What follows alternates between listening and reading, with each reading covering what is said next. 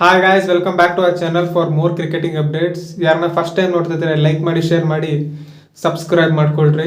Guys, ಈ ವರ್ಷ WPL ಫೈನಲಲ್ಲಿ RCB ವರ್ಸಸ್ ಯಾರಾಗ್ತಾನೆ ಅಂತ ಕಮೆಂಟ್ ಸೆಕ್ಷನ್ ಕಮೆಂಟ್ ಹಾಕಿ. ಈ ಸತಿ Bigg Boss expect the unexpected ಅಂತೂ ನಂಬದೇ ಹೋಗ್ಬಿಡ್ರಿ, ಅದು ಎಲ್ಲ ಎಕ್ಸ್ಪೆಕ್ಟೆಡ್ ಥರನೇ ಇತ್ತು. ಆದರೆ WPL ಮಾತ್ರ ಎಕ್ಸ್ಪೆಕ್ಟ್ ದ ಅನ್ಎಕ್ಸ್ಪೆಕ್ಟೆಡ್. ಎಲ್ಲರೂ ಅನ್ಕೊಂಡಿದ್ರು ಗುಜರಾತ್ 2 ಮ್ಯಾಚ್ ಗೆದ್ದಿದೆ, ಪಕ್ಕಾ ಟಾಪ್ 2 ಇಲ್ಲ ಟಾಪ್ 3 ಇರುತ್ತೆ ಅಂತ, ಹೋಗಿ 5th ಪ್ಲೇಸ್ನಲ್ಲಿದೆ. ಇನ್ನು ಮುಂಬೈ 2 ಟೈಮ್ WPL ಚಾಂಪಿಯನ್ಸ್, ಅವರು ಟಾಪ್ 3 ಇರ್ತಾರೆ ಇಲ್ಲ ಟಾಪ್ 1 ಬರ್ತಾರೆ ಅಂತ ಅನ್ಕೊಂಡಿದ್ರು. 6 ಮ್ಯಾಚ್ ಆಡಿದ್ದಾರೆ, 6 ಮ್ಯಾಚಲ್ಲಿ 2 ಗೆದ್ದಿರೋದು, 4 ಸೋತಿದ್ದಾರೆ. ಪಕ್ಕಾ ಟಾಪ್ 3 ಅಂತ ಇದ್ದೇ ಇರಲ್ಲ ಮುಂಬೈ ಇಂಡಿಯನ್ಸ್.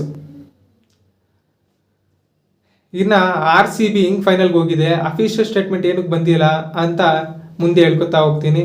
ಬನ್ನಿ ಪಾಯಿಂಟ್ಸ್ ಟೇಬಲ್ ಅನಲೈಸ್ ಮಾಡೋಣ, ಅವಾಗ ಹೇಳ್ತೀನಿ RCB ಏನಕ್ಕೆ ಫೈನಲ್ಗೆ ಹೋಗಿದೆ ಅಂತ. ಇವಾಗ ಫಸ್ಟ್ ಪ್ಲೇಸ್ನಲ್ಲಿ RCB ಇದೆ. RCB 5 ಮ್ಯಾಚ್ ಆಡಿ 5ಕ್ಕೆ 5 ಗೆದ್ದಿದೆ. ಆದ್ದರಿಂದ ಅವ್ರ ಪಾಯಿಂಟ್ಸ್ ಎಷ್ಟು? 10 ಪಾಯಿಂಟ್. ಇನ್ನು 2ನೇ ಸ್ಥಾನದಲ್ಲಿ ಮುಂಬೈ ಇದೆ. ಮುಂಬೈ 6 ಮ್ಯಾಚ್ ಆಡಿ 2 ಗೆದ್ದಿ 4 ಸೋತಿದೆ. ಅವ್ರ ಪಾಯಿಂಟ್ಸ್ ಎಷ್ಟು ಅಂದರೆ 4. ಇನ್ನು 3ನೇ ಪ್ಲೇಸ್ನಲ್ಲಿ UP ವಾರಿಯರ್ಸು 5 ಮ್ಯಾಚ್ ಆಡಿ 2 ಗೆದ್ದಿ 3 ಸೋತಿದ್ದಾರೆ. ಅವ್ರ ಪಾಯಿಂಟ್ಸ್ ಎಷ್ಟು ಅಂದರೆ 4, ಯಾಕಂದರೆ 2 ಮ್ಯಾಚ್ ಗೆದ್ದಿರಲ್ಲ ಅದಕ್ಕೆ. ಇನ್ನು 4ನೇ ಸ್ಥಾನದಲ್ಲಿ ಡೆಲ್ಲಿ ಇದ್ದಾರೆ. ಡೆಲ್ಲಿ ಅವರು 5 ಮ್ಯಾಚ್ ಆಡಿ 2 ಗೆದ್ದಿ 3 ಸೋತಿದ್ದಾರೆ. ಅವ್ರ ಪಾಯಿಂಟ್ಸ್ ಎಷ್ಟು? 4. ಲಾಸ್ಟ್ನಲ್ಲಿ ಗುಜರಾತ್ ಇದ್ದಾರೆ. ಗುಜರಾತ್ ಅವರು 5 ಮ್ಯಾಚ್ ಆಡಿ ಅವರು 2 ಮ್ಯಾಚ್ ಗೆದ್ದಿ 3 ಸೋತಿದ್ದಾರೆ. ಇವಾಗ ಮ್ಯಾಕ್ಸ್ ಟು ಮ್ಯಾಕ್ಸು ಮುಂಬೈ ಇನ್ನು 2 ಮ್ಯಾಚ್ ಬಾಕಿ ಇರೋದು. ಇವಾಗ ಪಾಯಿಂಟ್ಸ್ ಇರೋದು 4. 4 + 4 ಎಷ್ಟು? 8 ಪಾಯಿಂಟ್ಸ್ ಆಗುತ್ತೆ. 10 ಪಾಯಿಂಟ್ನಲ್ಲಿ ರೀಚ್ ಆಗಲ್ಲ.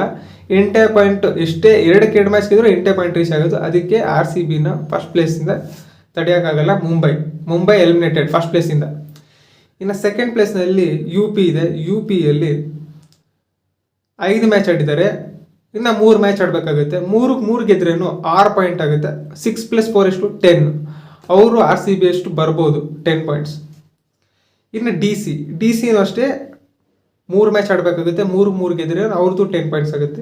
ಇನ್ನೇ ಗುಜರಾತ್ ಅಷ್ಟೇ 3 ಆಡಿ 3 ಗೆಲ್ಲಬೇಕಾಗುತ್ತೆ RCB ಬೆಸ್ಟ್ ಬರಬೇಕಂದ್ರೆ. ಆದರೆ ಇಲ್ಲಿ ಎಫೆಕ್ಟ್ ಆಗ್ತಿರೋದು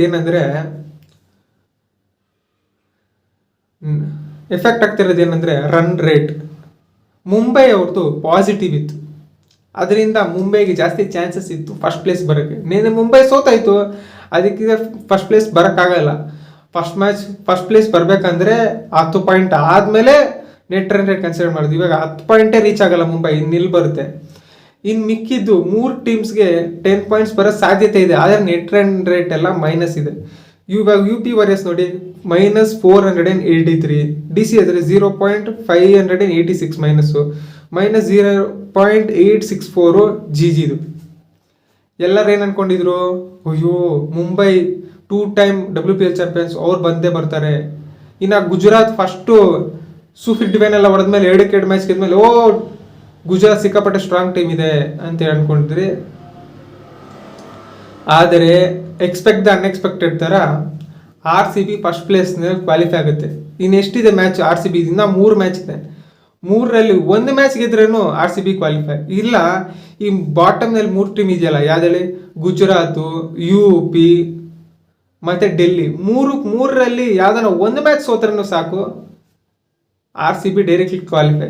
RCB 3 ಮ್ಯಾಚ್ ಗೆಲ್ಬೇಕಂತನೇನಿಲ್ಲ, ಬೇರೆಯವ್ರು ಸೋತರೂ ಪರವಾಗಿಲ್ಲ, ಕ್ವಾಲಿಫೈ.